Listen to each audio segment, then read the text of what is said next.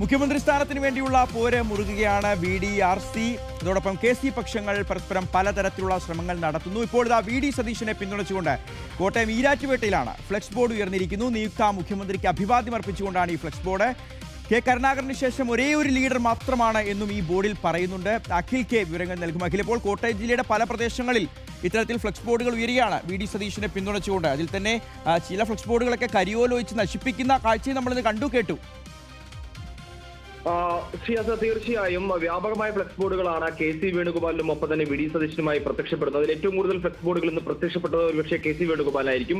രാവിലെയായിരുന്നു ഇത്തരത്തിൽ കരി ഓയിൽ ഒഴിച്ചുള്ള ഒരു ഫ്ലെക്സ് ബോർഡ് കോട്ടയം നഗരത്തിൽ പ്രത്യക്ഷപ്പെട്ടത്. പിന്നാലെ വൈകുന്നേരത്തോടുകൂടി പാലയിൽ വ്യാപകമായി നാടിനെ നയിക്കാൻ, അശ്വമേധം നയിക്കാൻ KC തരത്തിലുള്ള ഫ്ലെക്സ് ബോർഡുകൾ വന്നു. അതിനുശേഷമാണ് ഇപ്പോൾ രാത്രിയോടുകൂടി ഈരാറ്റുപേട്ടയിലും ഫ്ലെക്സ് ബോർഡ് പ്രത്യക്ഷപ്പെട്ടത്. ഇതിൽ കുറച്ചുകൂടി കൃത്യമായി വ്യക്തമായി CM ലോഡിംഗ് എന്നെഴുതിയ ശേഷമാണ് കെ കരുണാകരന് ശേഷം കോൺഗ്രസിൽ ഒരേ ഒരു ലീഡർ എന്ന വാചകത്തോടു കൂടിയ ഫ്ലെക്സ് ബോർഡ് VD സതീശന് വേണ്ടി ഈരാറ്റുപേട്ട നഗരത്തിൽ പ്രത്യക്ഷപ്പെട്ടിരുന്ന നിയുക്ത മുഖ്യമന്ത്രി VD സതീശന് അഭിവാദ്യങ്ങൾ എന്നാണ് ആ ഫ്ലെക്സ് ബോർഡിൽ കൃത്യമായി രേഖപ്പെടുത്തിയിരിക്കുന്നത്. 1-ാം നമ്പർ കാറിന്റെ മുൻപിൽ നിൽക്കുന്ന VD സതീശന്റെ ചിത്രം ആലേഖനം ചെയ്തുകൊണ്ടുള്ള ഒരു ഫ്ലെക്സ് ബോർഡാണ് എന്തായാലും പ്രത്യക്ഷപ്പെട്ടിരിക്കുന്നത്. വർഗീയ ശക്തികളുടെ വോട്ട് വേണ്ടെന്ന് പരസ്യമായി പ്രഖ്യാപിച്ച നിലപാടുകളുടെ രാജകുമാരനാണ് VD സതീശൻ എന്നാണ് ആ ഫ്ലെക്സ് ബോർഡിൽ പറയുകയും ചെയ്യുന്നത്.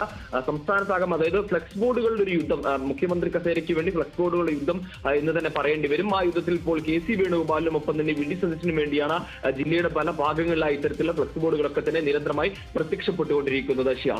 ശരി, അഖിലാണ് വിവരങ്ങൾ നൽകിയത്. KC വേണുഗോപാലിന് വേണ്ടി ഇന്ന് കോട്ടയം ജില്ലയുടെ ഇപ്പോൾ പാലായിലടക്കം ഫ്ലെക്സ് ബോർഡുകൾ ഉയർന്നിരുന്നു. ഇപ്പോൾ ഈരാറ്റുപേട്ടയിൽ VD സതീശന് അനുകൂലമായിട്ടാണ് ഫ്ലെക്സ് ബോർഡ് വെച്ചിരിക്കുന്നത്. എനിക്ക് തോന്നുന്നത് തെക്കേക്കര ചേന്നാട് കവലയിലാണ് ആ ഒരു ഫ്ലെക്സ് ബോർഡ് ഇരിക്കുന്നതെന്നാണ് തോന്നുന്നത്. എന്താണെങ്കിലും KC VD പക്ഷങ്ങൾ ഇത്തരത്തിലാണ് ഏറ്റുമുട്ടൽ നടത്തുന്നത്. അതിനിടയിലാണ് നാളെ നിർണായകമായ ഒരു കൂടിക്കാഴ്ചയ്ക്കായി മല്ലികാർജ്ജുൻ ഖർഗെ കാണുന്നതിനായി രമേശ് ചെന്നിത്തല ദില്ലിക്ക് പറക്കുന്നത്.